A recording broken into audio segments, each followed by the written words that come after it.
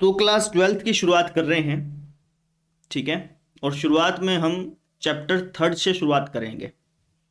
ठीक है ना, क्योंकि चैप्टर 3 काफ़ी ज़्यादा आसान है, काफ़ी ज़्यादा आसान है। जिन बच्चों ने क्लास 11th अच्छी तरह से नहीं पढ़ी ना, उन बच्चों को भी ये चैप्टर आसानी से समझ में आ जाता है। ठीक है। चैप्टर 3 और चैप्टर 4 ये दोनों चैप्टर एक दूसरे से रिलेटेड है, तो इसलिए इस चैप्टर को ध्यान से समझिएगा। ठीक है, बहुत आसान है, बच्चों का खेल है। ठीक है ना, शुरुआत करें। चलिए, तो सबसे पहले आप हेडिंग डाल लीजिए। हेडिंग डाल लीजिए आप आव्यूह। ठीक है, इंग्लिश में बोलते हैं इसको मैट्रिक्स। मैट्रिक्स भी बोलते हैं और मैट्रिसेस भी बोलते हैं। ठीक है, मैट्रिक्स तो तब बोलते हैं जब हम एक आव्यूह की बात कर रहे हो, और मैट्रिसेस तब बोलते हैं जब हम बहुत सारे आव्यूहों की बात कर रहे हो। ठीक है, तो सबसे पहला सवाल जो आपके मन में आएगा कि सर इस चैप्टर को क्यों पढ़ना जरूरी है ना। भाई ये चैप्टर कहाँ कहाँ पे यूज होगा पहले ये बताइए, उसके बाद ही हम पढ़ेंगे। तो सुनिए भाई, इस चैप्टर का बहुत जगह यूज होता है, बहुत जगह, है ना। हर एक फील्ड के बारे में आपको बताऊंगा, लेकिन सबसे पहले आप लिख लीजिए। सबसे पहले इसका यूज होता है क्रिप्टोग्राफी में। क्रिप्टोग्राफी, क्रिप्टोग्राफी को हिंदी में बोलते हैं गूढ़ लेखिकी। अभी गूढ़ लेखिकी में कैसे यूज होता है सर जी, थोड़ा सा आपको हिंट दूंगा, है ना। आपको अंदाजा लग जाएगा कि किस तरीके से क्रिप्टोग्राफी में आव्यूह का यूज होता है, अंदाजा लग जाएगा, है ना। बताइए सर। जैसे आपने व्हाट्सएप चलाया होगा, है ना। जब व्हाट्सएप चलाते हैं तो उसके ऊपर एक छोटे से बॉक्स में कुछ लाइनें लिखी आती हैं। आपने कभी पढ़ा हो तो, जब आप किसी को मैसेज सेंड कर रहे होते हैं तो सबसे ऊपर जो है आप देखेंगे तो वहां पे एक लाइन लिखी आती है।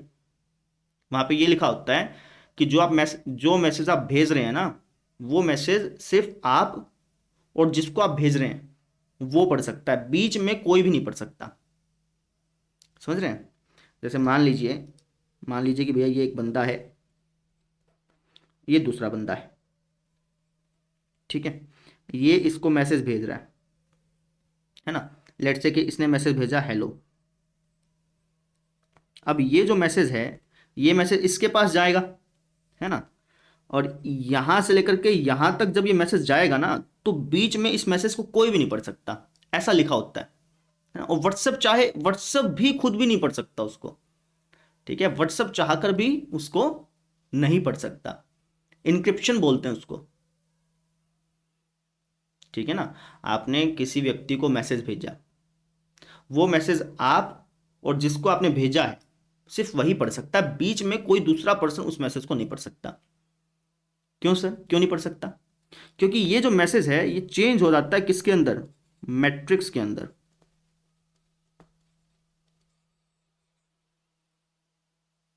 ठीक है, और जब ये मैट्रिक्स इसके पास पहुंचती है तो इस मैट्रिक्स का वापस से इनवर्स के साथ मल्टीप्लाई होती है। अब ये इनवर्स क्या चीज है ये आपको अभी समझ नहीं आएगा, जब मैं चैप्टर पूरा करा दूंगा ना, तो उस टाइम आपको ये चीज बताऊंगा कि कैसे हेलो जो मैसेज है, ये जो हेलो मैसेज है, ये बीच में कैसे मैट्रिक्स में चेंज होता है और कैसे इसके इनवर्स के साथ मल्टीप्लाई होती है ना। आप एक टॉपिक पढ़ेंगे मल्टीप्लिकेशन ऑफ मैट्रिसेस। ठीक है, जब मैं मल्टीप्लिकेशन ऑफ मैट्रिसेस समझाऊंगा ना, तो आपको लगेगा कि यार ये कैसे मल्टीप्लाई कर रहे हैं, मतलब बोरिंग सा लगेगा, लेकिन वो करना जरूरी है। क्योंकि अगर आपको ये समझना है तो मल्टीप्लिकेशन आनी चाहिए। समझ रहे हैं। ये जो हेलो मैसेज है सबसे पहले मैट्रिक्स के अंदर चेंज होता है। मैट्रिक्स के अंदर चेंज हो जाने के बाद मैट्रिक्स के अंदर चेंज हो जाने के बाद ये जो लेटर्स है ना, HELLO, इनको नंबर्स दिया जाता है। मान लीजिए कि H को 8 नंबर दे दिया, क्योंकि 8वें नंबर पे आता है ना। जरूरी नहीं कि H को 8 ही नंबर मिलेगा, है ना। हम अपनी सहूलियत के लिए मान लेते हैं कि भैया H जो है वो 8 हो गया, E को लेट से 5 दे दिया। L जो है ये हमारा किस पे आता है, 12 नंबर पे आता है, शायद 12 हो गया, है ना। O जो है हमारा 15 नंबर पे आ गया।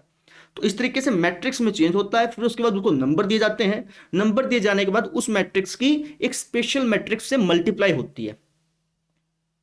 ठीक है, मल्टीप्लाई होगी, और जब वो मैसेज यहां पे पहुंचता है तो ये जो हमारी मैट्रिक्स बनी थी ना, इनकी जो स्पेशल मैट्रिक्स मैंने आपको बताई थी उसके इनवर्स से मल्टीप्लाई होती है, उसके इनवर्स से मल्टीप्लाई होती है, और फाइनली इसके पास जो मैसेज पहुंचता है वो क्या पहुंचता है, हेलो।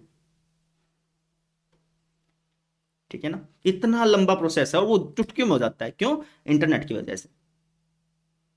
आई बात समझ में? तो इसका मतलब ये हो गया कि जो मैट्रिक्स है इसका यूज कहां पे होता है, क्रिप्टोग्राफी में, है ना। क्रिप्टोग्राफी का यूज कहां पे होता है, क्रिप्टोग्राफी का यूज होता है व्हाट्सएप में, जैसे मैंने आपको बताया। जितने भी आप मैसेजिंग ऐप देखते हैं उनमें इसका यूज होता है।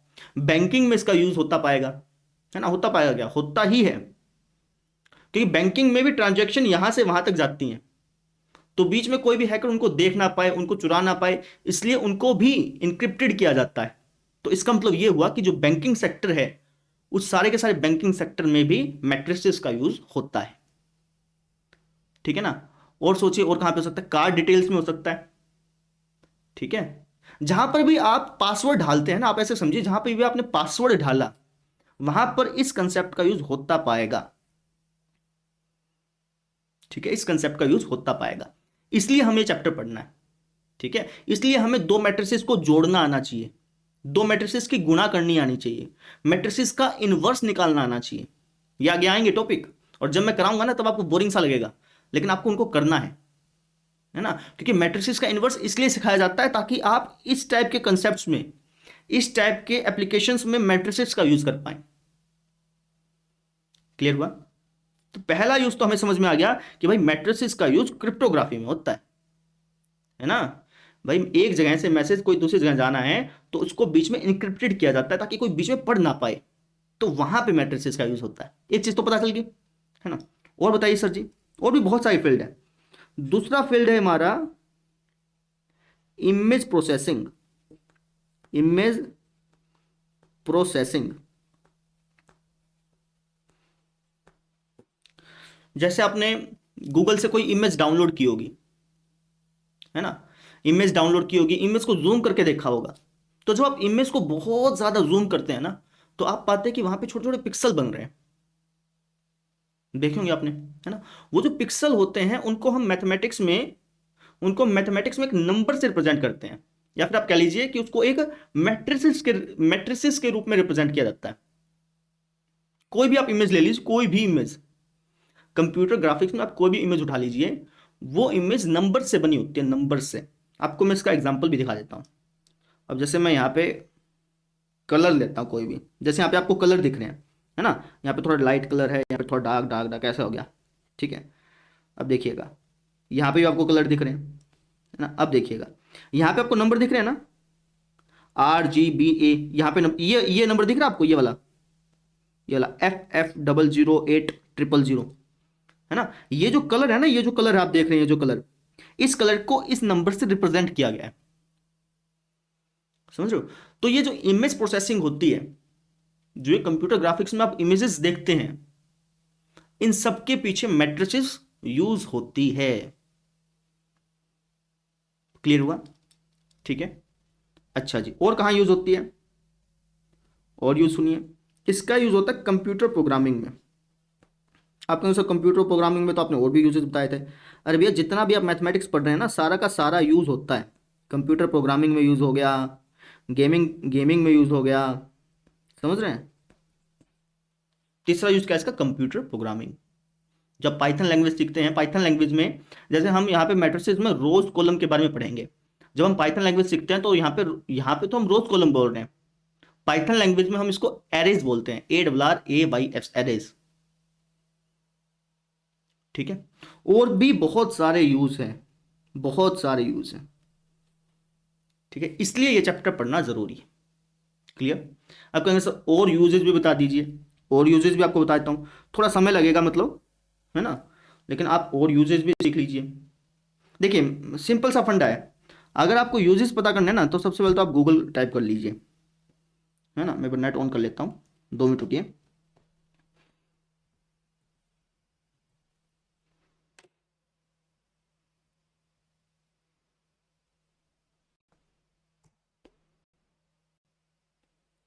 अगर आपको यूजेस मालूम करने हैं, हट जा भाई, तो गूगल पे आप क्या करिए, आप लिखा करिए एप्लीकेशन ऑफ, एप्लीकेशन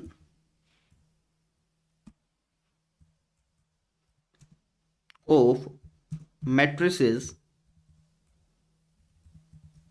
इन, इतना लिख दीजिए, है ना। ये आपको कुछ सजेशन दिखाने लग जाएगा, ठीक है। अच्छा, अब क्या करना है, जो आपका कीबोर्ड है ना उसका सबसे पहला बटन दबाइए। जैसे हमारे कीबोर्ड में सबसे ऊपर क्या होता है, तो मैं क्या दबा देता हूँ। तो यहाँ पे क्या दिखाया इसने दिखाया कि application of matrices in quantum mechanics, है ना, यानी क्वांटम मैकेनिक्स में भी मैट्रिसेस का यूज होता होगा, ठीक है ना। अच्छा जी, और डब्ल्यू, डब्ल्यू में क्या दिखा है, वायरलेस कम्युनिकेशन। जो वायरलेस कम्युनिकेशन होती है, जैसे मैसेज मैसेज भेजना हो गया, वायरलेस कम्युनिकेशन के अंतर्गत ही आता है ना, इसमें भी मैट्रिसेस का यूज होता है। इंजीनियरिंग में तो होता ही है, ठीक है। और क्या बताया इसने, बिजनेस में होता है, बिजनेस में तो होगा, ऑब्वियसली होगा। जो आपने कभी MS एक्सेल चलाया हो, माइक्रोसॉफ्ट एक्सेल, वो सारा का सारा मैट्रिसेस ही है, ठीक है ना, वो सारा का सारा क्या है, मैट्रिसेस ही है। तो बिजनेस में तो यूज होगा ही होगा। अच्छा जी, और देखें, डब्ल्यू के बाद ई दबाते हैं। इंजीनियरिंग हो गया, इकोनॉमिक्स हो गया, इंक्रिप्शन, मैंने आपको बताया इंक्रिप्शन में इसका यूज होता है। इलेक्ट्रिकल इंजीनियरिंग में भी इसका यूज होता है। फिजिक्स में भी आप मैट्रिसेस के बारे में पढ़ेंगे, ठीक है। सर्किट्स में भी आप मैट्रिसेस के बारे में पढ़ेंगे। आर से क्या बन रहा है, रोबोटिक्स, रोबोटिक्स में इसका यूज होता है ना। आप एक एक बटन दबाते जाइए, आपको सारी चीज़ें पता चल जाएंगी। ट्रांसपोर्टेशन में भी होता है, टेक्नोलॉजी में भी होता है, ट्रैफिक जैम में होता है, टेलीकॉम इंजीनियरिंग में होता है, इंफॉर्मेशन टेक्नोलॉजी में होता है, कोडिंग थ्योरी में होता है, क्रिप्टोग्राफी में होता है। समझ रहे, इतने ज़्यादा यूजेज हैं, मैं एक एक बटन दबा रहा हूँ और मुझे यूजेज पता चलते जा रहे हैं, समझ रहे हैं। जैसे केमिस्ट्री में होता है, ठीक है, यू दबाया, यूजिंग एरेज, मैंने कहा था ना एरेज, समझ रहे हैं। ऑप्टिक्स में इसका यूज है, एक एक बटन दबाते जाइए, आपको सारे यूजेस मालूम चलते जाएंगे, ठीक है। ये यूजेस आपको याद नहीं रखने हैं, ये यूजेस आपको इसलिए बताए जा रहे हैं ताकि आपको मोटिवेशन मिले इस चैप्टर को पढ़ने का, ठीक है। देखिए ये चैप्टर बहुत आसान है, लेकिन बच्चों को बोरिंग लगने लग जाता है। क्यों? क्योंकि उनको यूजेस नहीं पता।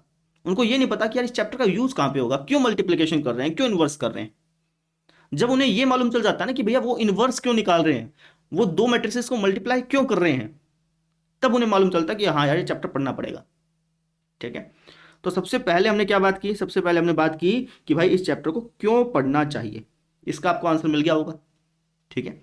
अब हम इस चैप्टर की शुरुआत करते हैं, है ना। अब हम देखते हैं कि भाई मैट्रिसेस है क्या, ठीक है।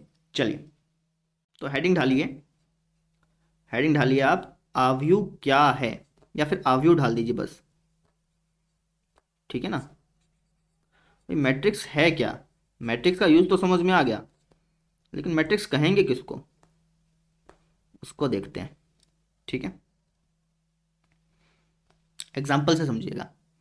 जैसे मान लीजिए कि दो लड़के हैं, एक है रोहित और एक है मोहित, ठीक है। रोहित के पास लेट्स से कि भैया दो बुक हैं और 5 पेन हैं, ठीक है। 3 इरेजर हैं, 3 क्या है, इरेजर हैं। और जो मोहित है उसके पास 3 बुक हैं, 7 पेन हैं और 2 इरेजर हैं, ठीक है। अब एक तो तरीका ये था कि मैं इसको बिल्कुल हिंदी में बड़ा बड़ा करके लिख दूं कि भाई रोहित और मोहित दो लड़के हैं, रोहित के पास 2 बुक हैं, रोहित के पास 5 पेन हैं, रोहित के पास 3 इरेजर हैं। हिंदी में इतना बड़ा बड़ा लिख दूं, मोहित के पास 3 बुक हैं, मोहित के पास 7 पेन हैं, मोहित के पास 2 इरेजर हैं, है ना। एक तो तरीका कि इसको मैं बड़ा बड़ा लिख दूं, है ना, उसको पढ़ने में भी समय लगे, उसको समझने में भी समय लगे। और दूसरा तरीका क्या है कि मैं इसको ऐसे लिख दूं, जो मैंने ऐसे लिखा ना, ऐसे लिख दूं, इसको पढ़ने में भी कम समय लग रहा है ना, और जल्दी ही हम इंफॉर्मेशन को ग्रैब कर पा रहे हैं, ठीक है। तो जब हम किसी इंफॉर्मेशन को आयत के रूप में अरेंज कर देते हैं ना, अगर आप ध्यान से देखो तो ये आयत ही तो बन रहा है। अगर आप इसको ध्यान से देखें तो हमने ये जो इंफॉर्मेशन है इसको एक आयत के रूप में तो अरेंज किया है, 2 5 3 3 7 2, एक आयत के रूप में ही तो अरेंज किया है ना। आयत किसको बोलते हैं, जिसकी आमने सामने की भुजाएं बराबर हो। अगर आप ध्यान से देखें तो यहाँ पे आमने सामने की भुजाएं बराबर ही तो हैं। आमने सामने की भुजाएं कह लो या फिर आप ऐसे कह लो कि आमने सामने के अवयव, उनकी संख्याएं बराबर ही तो हैं। जैसे अगर मैं पहली रो की बात करूं तो पहली रो में कितने अवयव हैं, 2, दूसरी रो में भी 2, तीसरी रो में भी 2, पहले कॉलम में भी, पहले कॉलम में सर 3 और दूसरे कॉलम में भी 3, यानी कि आमने सामने की जो लंबाई है वो बराबर है, ऐसे कह सकते हैं बेसिकली, है ना। तो जब हम किसी इंफॉर्मेशन को एक आयत के रूप में अरेंज कर देते हैं तो उसको हम आव्यूह बोलते हैं। जैसे जब मैंने इस इंफॉर्मेशन को ऐसे अरेंज कर दिया तो इसको मैं क्या बोलूंगा कि भैया ये एक आव्यूह है। आगे बात समझ में? ठीक है, इसको हम बोलते हैं रो, ROW। ये पहली रो है, रो नंबर 1, ये है रो नंबर 2, ये है रो नंबर 3। ठीक है, इसको हम बोलते हैं column, column number 1, column number 2, ऐसे।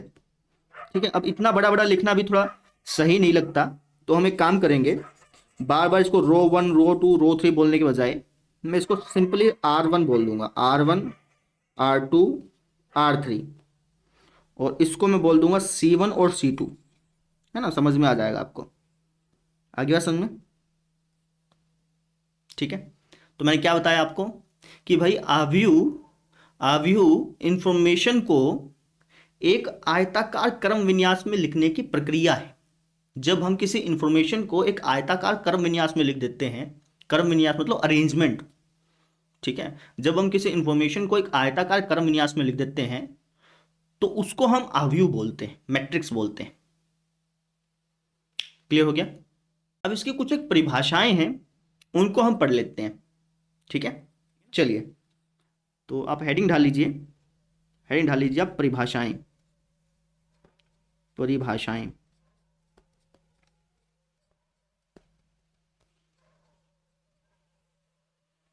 इसको कलर कर देते हैं थोड़ा सा। सबसे पहली परिभाषा, सबसे पहली परिभाषा है भैया आव्यूह की। आव्यूह की परिभाषा मैंने आपको वैसे तो बताई थी, इसको लिख भी लेते हैं। लिखिए, आव्यूह,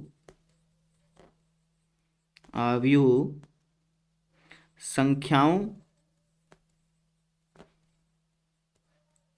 या फलनों या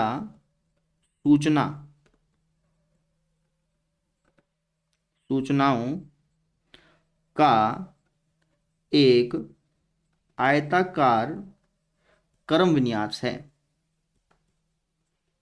ठीक है ना, अरेंजमेंट है।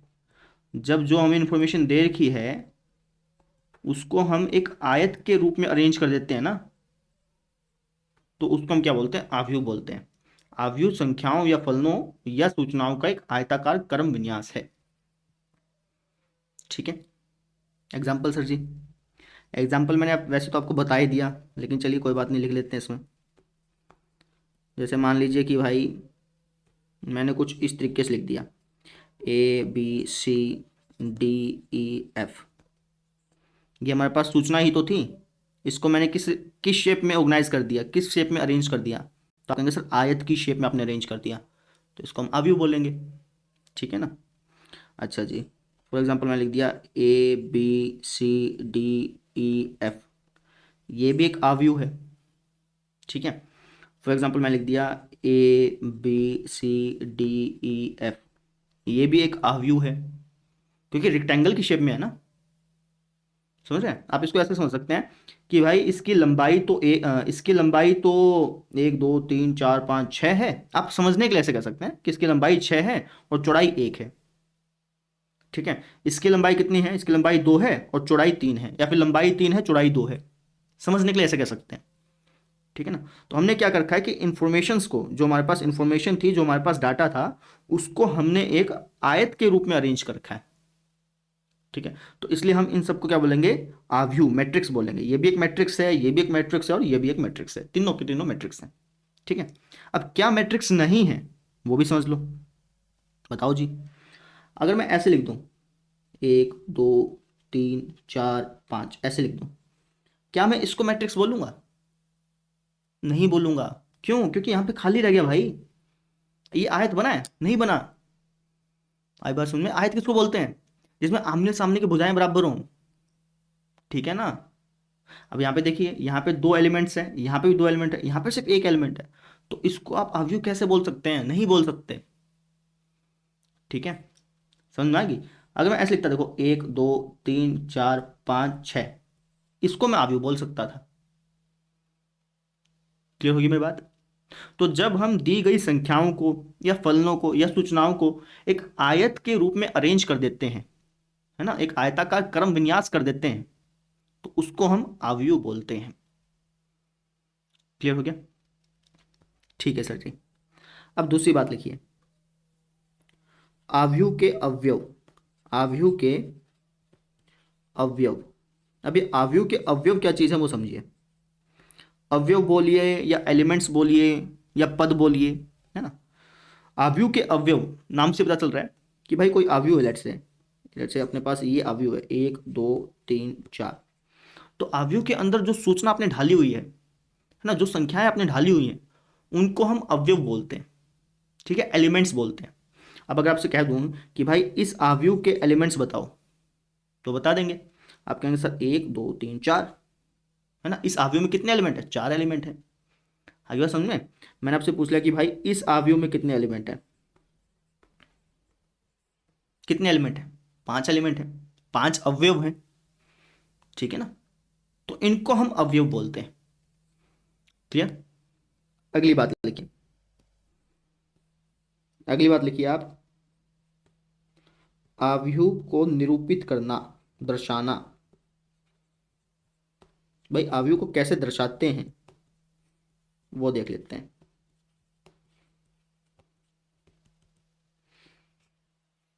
थोड़ा सा नीचे ले चलें।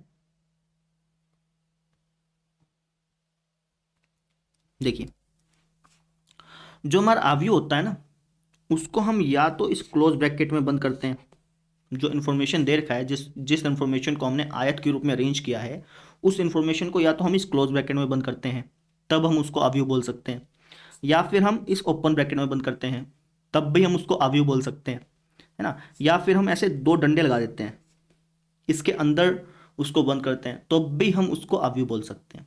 ठीक है, फॉर एग्जाम्पल अगर मैंने, ये इन्फॉर्मेशन थी मेरे पास, ये सूचना थी, मैंने इसको इस क्लोज ब्रैकेट में बंद कर दिया, तो ये एक अवयव कहलाएगा। मैंने इसको ऐसे बंद कर दिया, तब भी मैं इसको एक अवयव बोलूंगा। मैंने इसको ऐसे बंद कर दिया, तब भी मैं इसको अवयव बोलूंगा। ठीक है, ये 3 तरीके होते हैं अवयव को लिखने के, है ना। लेकिन जो हमारी एनसीईआरटी बुक है, उसमें क्लोज ब्रैकेट से ही अवयव को निरूपित किया गया है, तो हम भी बार बार क्लोज ब्रैकेट का ही यूज करेंगे। ठीक है, ये मैंने इसलिए बता दिया कि अगर आप किसी बुक में क्लोज ब्रैकेट ना देख करके ओपन ब्रैकेट देखें, या फिर ऐसे दो डंडे लिखे मिले, तो आप कंफ्यूज ना हो जाएं, इसलिए मैंने आपको बता दिया। ठीक है, अभी मैं इसको मिटा देता हूं क्योंकि एनसीईआरटी में क्लोज ब्रैकेट का ही यूज हुआ है। तो पहली बात ये कि अवयव को हम क्लोज ब्रैकेट के अंदर बंद करते हैं। ठीक है, ठीक है सर। जो अवयव के अवयव होते हैं ना, जो अवयव के अवयव होते हैं, उनको हम हमेशा स्मॉल लेटर से लिखते हैं। अब जैसे ये तो मैथमेटिक्स था, इसमें क्या स्मॉल क्या बड़ा, है ना। लेकिन अगर मान लीजिए कि अवयव के अंदर ऐसे एलिमेंट होते हैं, ठीक है, मैंने कह दिया कि एक अवयव है, उसके अंदर जो अवयव हैं वो है ABCDEF। तो ये जो ABCDEF है ना, इसको आप स्मॉल लेटर से लिखेंगे। ठीक है ना, मैंने कह दिया कि एक अवयव है जिसके अंदर एलिमेंट क्या है, ABCDEF, तो उसको आप स्मॉल लेटर से लिखेंगे। ध्यान रखिएगा, अवयव के अंदर जो हम लेटर्स लिखते हैं वो जनरली हम स्मॉल लिखते हैं। ठीक है, किसी प्रश्न में अगर देर खा कि यार नहीं यार कैपिटल लिखो, तो कैपिटल लिख दो, कोई दिक्कत नहीं है, लेकिन जनरली बात कर रहा हूं, जनरली हम स्मॉल लिखते हैं। ठीक है, अच्छा, जो अवयव को हम नाम देते हैं ना, जैसे ये अवयव बन गया, इसको मैं कुछ नाम देता हूं। ठीक है, तो अवयव को जो हम नाम देते हैं उसको हम हमेशा कैपिटल लेटर से लिखते हैं। ठीक है, कुछ भी नाम दे सकते थे, ABCD, लेकिन कैपिटल से देना। जैसे मान लीजिए कि इसको कुछ नाम देना है, लेट से ई नाम दूंगा, तो ई जो है मैं वो कैपिटल लेटर में लिखूंगा। क्लियर होगी बात मेरी? ठीक है, ठीक है जी। अगली बात लिखिए, अगली बात लिखिए आप, अवयव की पंक्ति, पंक्तियां अथवा और स्तंभ, ऐसे लिख लो। ठीक है ना, अवयव की पंक्तियां और स्तंभ। कोई कोई अवयव है, उस आव्यूह में हम पंक्ति किसको बोलेंगे, स्तंभ किसको बोलेंगे, उसकी बात करते हैं। मान लीजिए कि एक आव्यूह ले लिया मैंने इस तरीके से, 1 2 3 5 7 9, ये आव्यूह ले लिया, ठीक है ना। क्लोज ब्रैकेट में बंद कर रखा है, कैपिटल लेटर से इसका नाम दे रखा है, ठीक है। ये आव्यूह बन रहा है पूरा अच्छी तरह से। अब मैं आपसे कहता हूं कि भाई मुझे इस आव्यूह की पंक्तियां बताओ, इस आव्यूह में कितनी पंक्ति हैं, ठीक है। पंक्ति को इंग्लिश में बोलते हैं रो, और स्तंभ को इंग्लिश में बोलते हैं कॉलम। अगर मैं आपसे कह दूं कि इस आव्यूह की मुझे पंक्तियां बताओ कि यार इस आव्यूह में कितनी पंक्ति हैं, तो बता सकते हो। कौन सा पंक्ति किसको बोलेंगे, जब आप इस तरीके से देखते हैं ना, इस तरीके से काउंट करते हैं, इस तरीके से जब आप लाइनों को काउंट करते हैं ना, तो हम उसको पंक्ति बोलते हैं। जैसे अगर मैं देखूं तो इसके अंदर एक पंक्ति ये है और एक पंक्ति ये है, तो इसके अंदर कितनी पंक्ति हैं, 2 पंक्ति हैं, 2 पंक्ति हैं, ठीक है। अच्छा, इसके अंदर स्तंभ कितने हैं, तब मैंने कॉलम, इसके अंदर कॉलम कितने हैं, कॉलम मतलब जब आप इस तरीके से ऐसे स्तंभ की तरह काउंट करते हैं, स्तंभ मैंने खंबा हो गया ना, खंबे की तरह जब काउंट करते हैं ना, 1 2 3 4 ऐसे, तब हम उसको स्तंभ बोलते हैं, ठीक है। तो इसके अंदर कितने स्तंभ है, 1 2 3, इसके अंदर सर 3 स्तंभ हैं, ठीक है। तो अगर आपसे कोई पूछ ले कि भाई इस आव्यूह में कितनी पंक्तियां और कितने स्तंभ है, तो आप कहेंगे जी 2 पंक्तियां और 3 स्तंभ है, 2 पंक्तियां और 3 स्तंभ है, ठीक है। अच्छा जी, मैं आपसे एक दो सवाल और पूछ लूं, बताइए।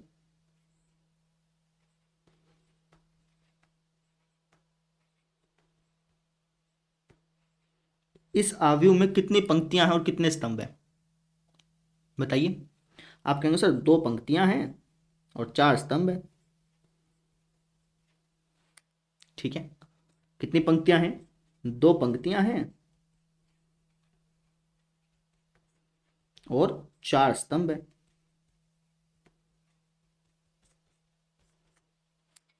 ठीक है। क्लियर हो गया, ठीक है सर जी। अब अगली डेफिनेशन जो हमें पढ़नी है वो है आव्यूह की कोटि, उसको देखते हैं। आव्यूह की कोटि, ऑर्डर ऑफ अ मैट्रिक्स, कोटि को इंग्लिश में बोलते हैं order, order of a matrix. अब ये कोटि क्या चीज है भाई, उसको समझो। जैसे यही एग्जांपल लेते हैं,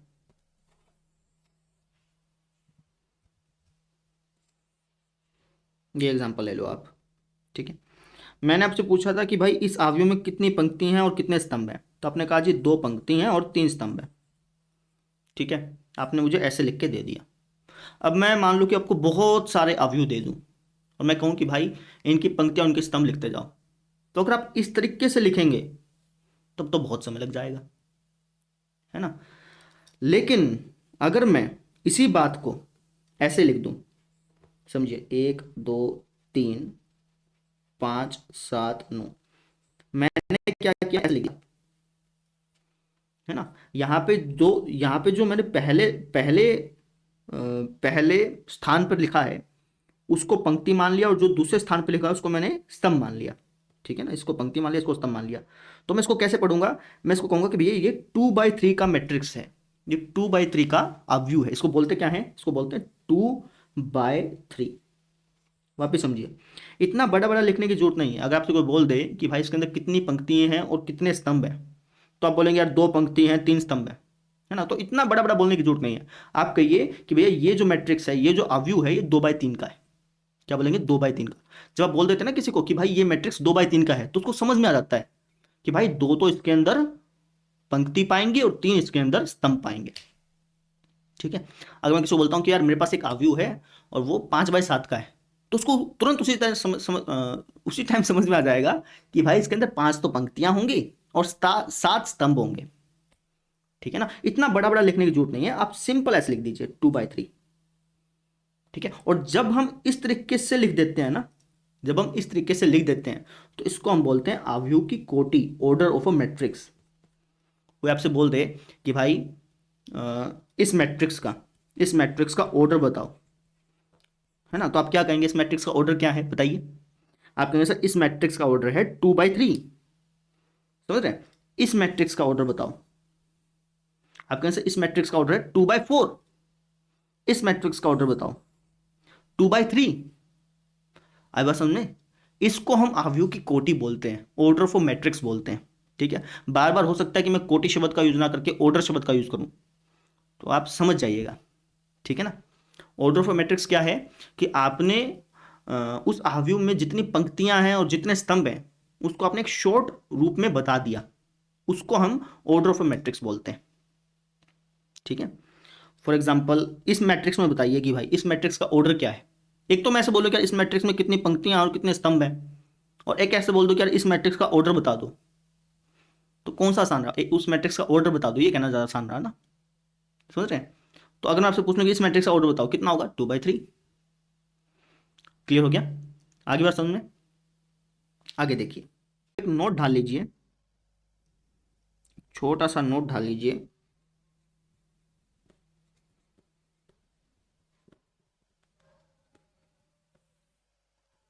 क्या, कि जो आव्यूह के अवयव होते हैं ना, जो आव्यूह के अवयव होते हैं उनको हम किससे डिनोट करते हैं, उनको हम डिनोट करते हैं AIJ से। ठीक है, इसको लिख लीजिए पूरा अच्छी तरह से। आव्यूह के अवयवों को, आव्यूह के अवयवों को A और इसके नीचे लिखिएगा IJ से निरूपित करते हैं।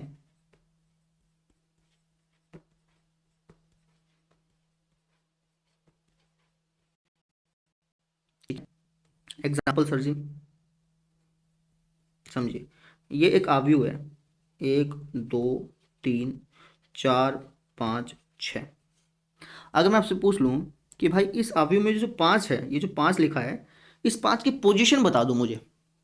ये 5 जो, ये कहाँ पे लिखा हुआ है। समझ लो, ये आव्यूह आपके पास है, ये समझ में आ गया।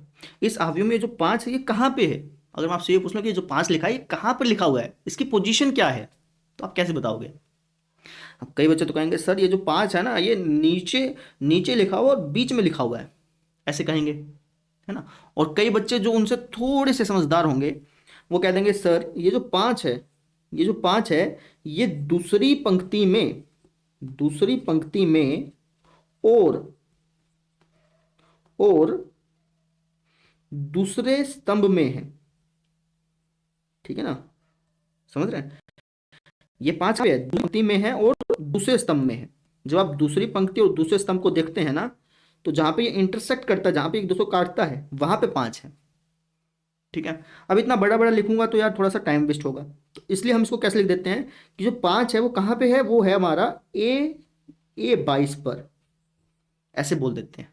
A22 का मतलब क्या हो गया कि दूसरी पंक्ति और दूसरे स्तंभ में जो अवयव है वो कौन सा है, वो 5 है। आगे बात समझ में, वापिस समझिए। मान लीजिए, अभी आ जाएगा, कोई दिक्कत नहीं, नहीं आया तो अभी आ जाएगा। सुनिए, जैसे मैं आपसे कह देता हूं कि भाई ये आव्यूह है और इस आव्यूह में मुझे A13वां पद बताओ। A13वां पद बता सकते हो, A13वां पद। तो जब मैं बोला A13वां पद बताओ, तो इसका मतलब क्या है कि पहली पंक्ति और तीसरे स्तंभ में जो पद आ रहा है, पहली पंक्ति और तीसरे स्तंभ में जो पद आ रहा है वो पूछ रहा हूं आपसे मैं। बताइए कौन सा है पहली पंक्ति और तीसरा स्तंभ। 3 है सर जी।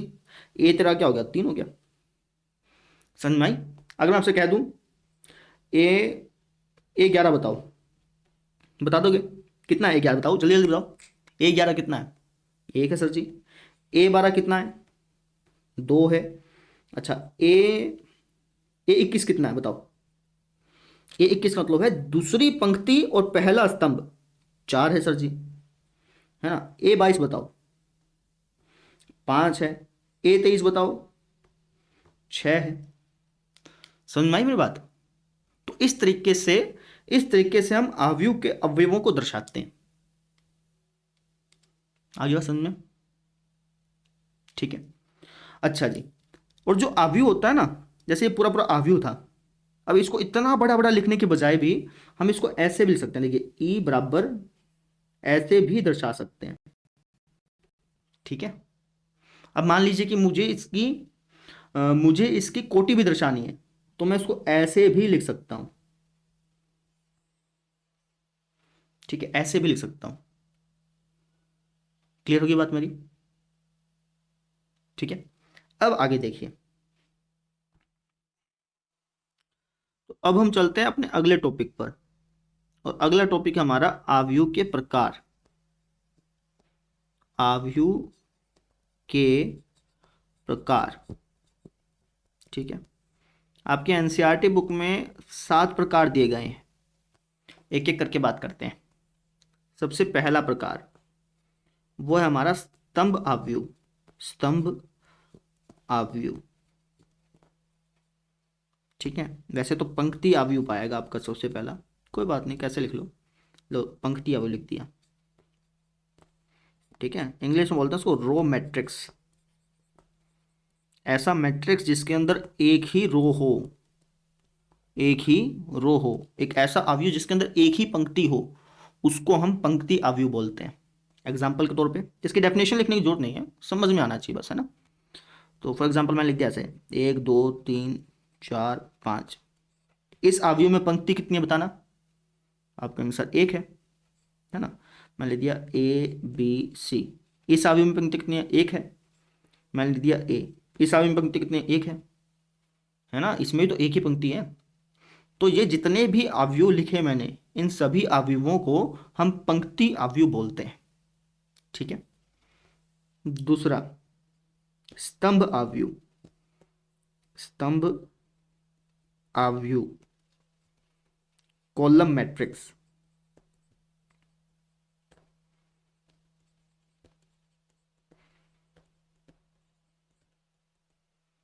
ठीक है, नाम से पता चल रहा है भाई, ऐसे आव्यूह जिसके अंदर एक ही स्तंभ हो।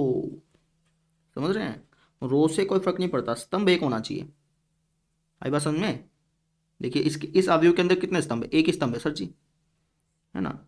इस आव्यूह में कितने स्तंभ है, एक ही स्तंभ है। इस आव्यूह में कितने स्तंभ है, एक ही स्तंभ है। ठीक है ना, इस आव्यूह में भी तो एक ही स्तंभ है। आप कहेंगे इसके अंदर तो एक ही पंक्ति भी एक है, कोई बात नहीं, मैं तो स्तंभ की बात पूछ रहा हूं, है ना। ये जो आव्यूह है ये पंक्ति आव्यूह भी है और स्तंभ आव्यूह भी है ना।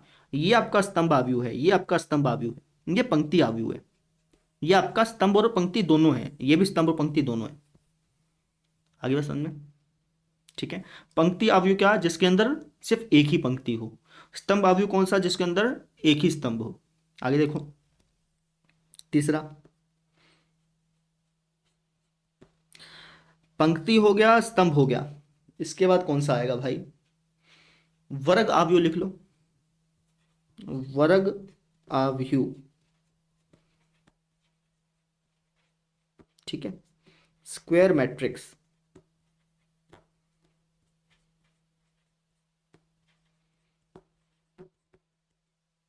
ऐसा आव्यूह जिसमें पंक्ति और स्तंभों की संख्या सेम हो।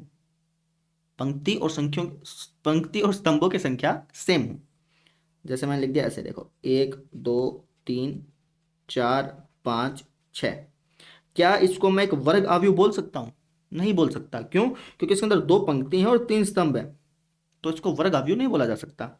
हाँ, लेकिन अगर मैं ऐसे लिख देता, देखो ऐसे लिख दिया, क्या अब ये वर्ग आव्यूह है? बिल्कुल, क्योंकि 3 पंक्तियां हैं और 3 स्तंभ है। 3 बाय 3 का मैट्रिक्स बन गया ना ये। यहाँ पे पंक्ति और स्तंभ बराबर हो गए, इसलिए मैं इसको क्या बोलूंगा, वर्ग आव्यूह बोलूंगा। ठीक है, मैं लिख दिया ऐसे, देखिए 5 2। क्या ये वर्ग आव्यूह है? नहीं है। मैंने ऐसे लिख दिया 1 2 3 4। क्या इसको मैं एक वर्ग आव्यूह बोलूंगा? बिल्कुल। ठीक है, आगे देखो, तो अब हम बात करते हैं विकर्ण आव्यूह की। किसकी बात करेंगे? विकर्ण आव्यूह, है ना। अब विकर्ण आव्यूह क्या है उसको समझने से पहले आपको यह समझना पड़ेगा कि आव्यूह में विकर्ण किसको बोलते हैं। ठीक है ना, आपको बेसिकली विकर्ण अवयव समझना पड़ेगा।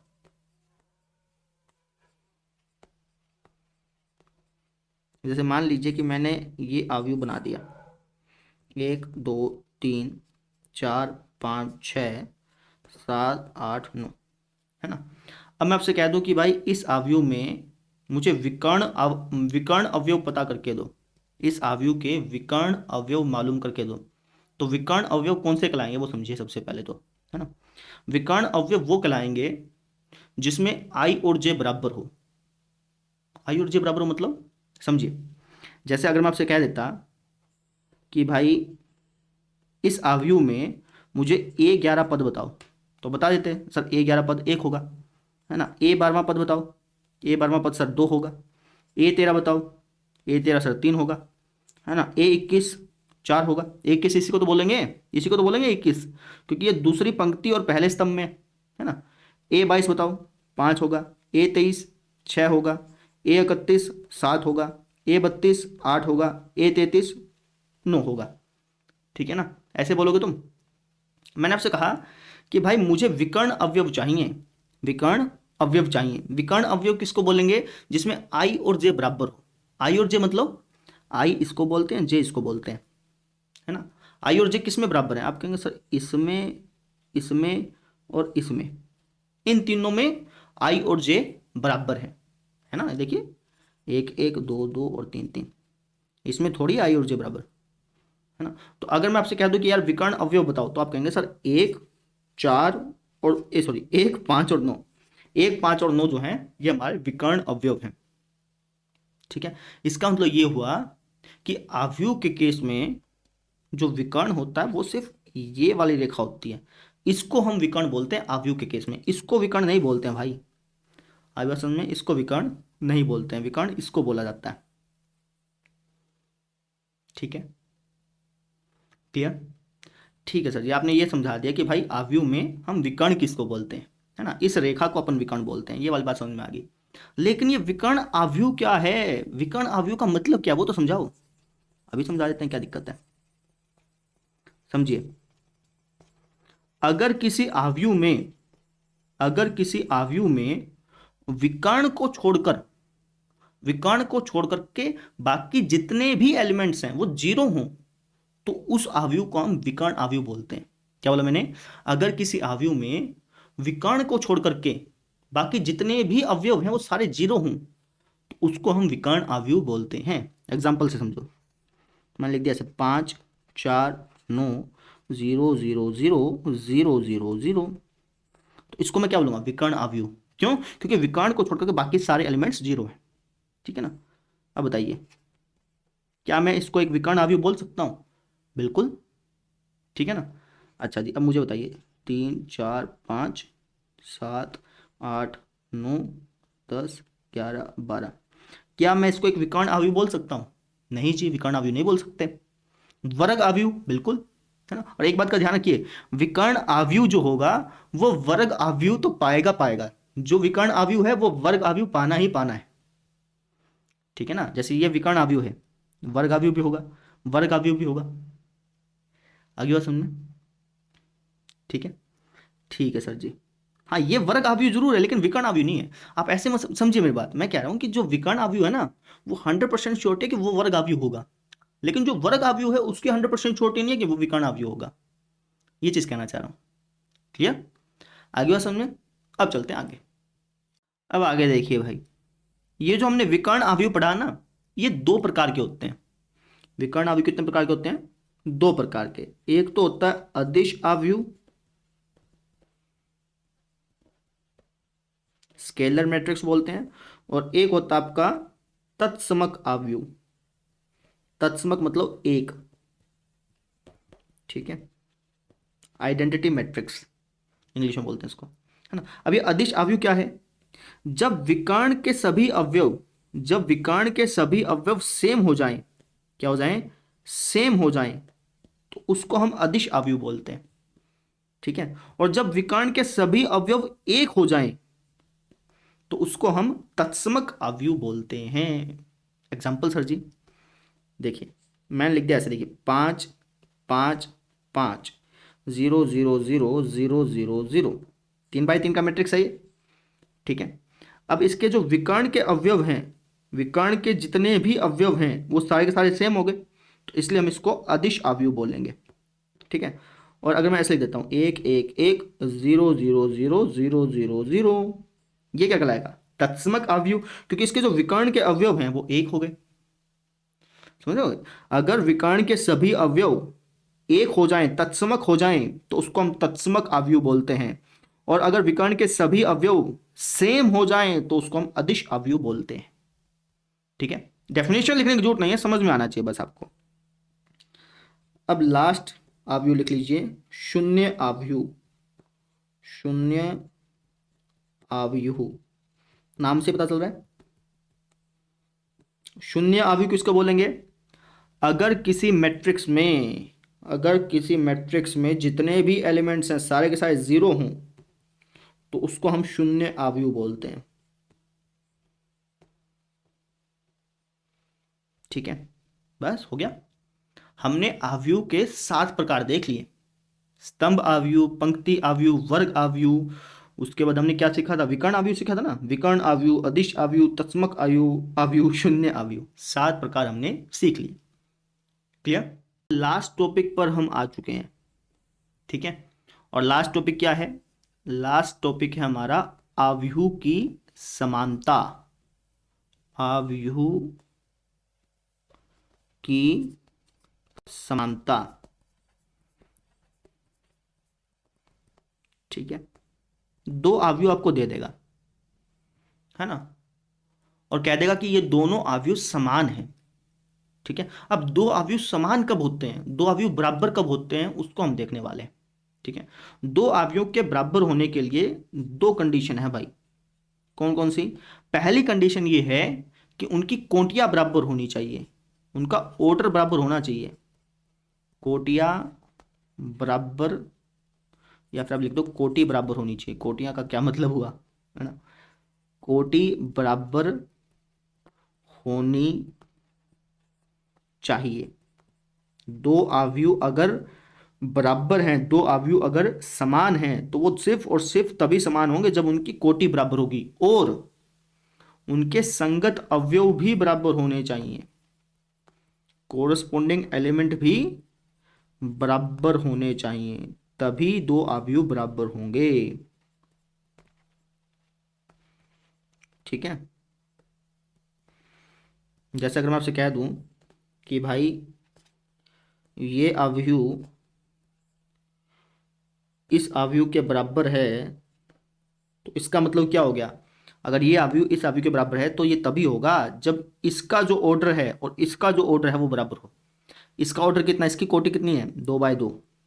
इसकी कोटि कितनी है? 2/2, है ना, ये बराबर हो और इसके एलिमेंट्स बराबर हो, यानी कि इसका मतलब क्या होगा कि x जो है ये 4 के बराबर है।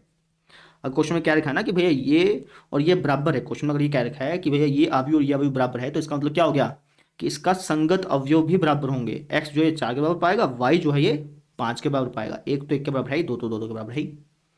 आगे बात समझ में?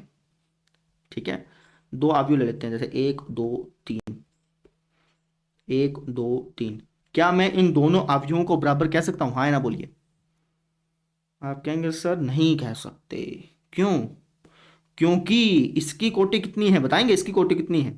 3/1, 3 पंक्तियां हैं और 1 स्तंभ है। इसकी कोटि कितनी है? 1/3, 1 पंक्ति और 3 स्तंभ है।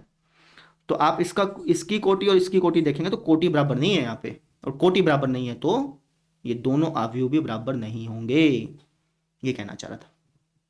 क्लियर हो गया? तो अब हमने आज के कंसेप्ट को अच्छी तरह से समझ लिया। अब हम इससे संबंधित कुछ एग्जांपल्स कर लेते हैं। ठीक है, अगर आप एनसीईआरटी बुक की बात करें, एनसीईआरटी बुक की बात करें तो हमने एक्सरसाइज 3.1 का बेसिक समझ लिया है, आप ऐसे समझ सकते हैं। ठीक है, जिन बच्चों के पास एनसीईआरटी बुक है वो अपनी एक्सरसाइज 3.1 का बेसिक समझ चुके हैं, है ना। अब हम इससे संबंधित कुछ एग्जाम्पल्स देखते हैं। जो एग्जाम्पल्स मैं कराऊंगा वो एग्जाम्पल आपके एनसीईआरटी बुक से भी होंगे, एनसीईआरटी एग्जाम्पलर से भी होंगे, और 1-2 और रेफरेंस बुक हैं उनसे भी होंगे, है ना। मैं जो एग्जाम्पल्स कराऊंगा वो ये नहीं होगा कि भाई वो एनसीईआरटी से हो, ना ना ना, मिक्स एग्जाम्पल्स कराएंगे, अच्छे सारे एग्जाम्पल कराएंगे। 10 एक एग्जाम्पल कराऊंगा मैं आपको। ठीक है, 10 एक एग्जाम्पल कराऊंगा, और उन एग्जाम्पल्स को आप ध्यान से देखेंगे ना तो आप एक्सरसाइज 13.1 खुद ब खुद, सॉरी 3.1 खुद ब खुद निकाल लेंगे। या फिर आप जो भी बुक यूज कर रहे हैं उस बुक का इतने पोर्शन का जो भी क्वेश्चन बन रहा होगा वो सारे खुद ब खुद निकाल लेंगे। ठीक है ना, समझ में आ गई? जो एग्जाम्पल्स मैं कराऊंगा उनको ध्यान से समझिएगा, क्योंकि जो एग्जाम्पल्स मैं करा रहा हूं उन्हीं एग्जाम्पल से संबंधित मैं आपको डीपीपी दूंगा। ठीक है ना, तो एग्जाम्पल्स अगर आप ध्यान से समझेंगे तो डीपीपी का हर सवाल आपसे लगेगा। डीपीपी आपने लगा ली ना, एनसीईआरटी बेशक छोड़ दो, कोई दिक्कत नहीं, क्योंकि डीपीपी में और एग्जाम्पल्स में एनसीईआरटी आ ही जाती है, ठीक है ना। आप चाहें तो चेक भी कर सकते हैं, कोई दिक्कत नहीं है। चलिए अब एग्जाम्पल स्टार्ट करते हैं। चलिए।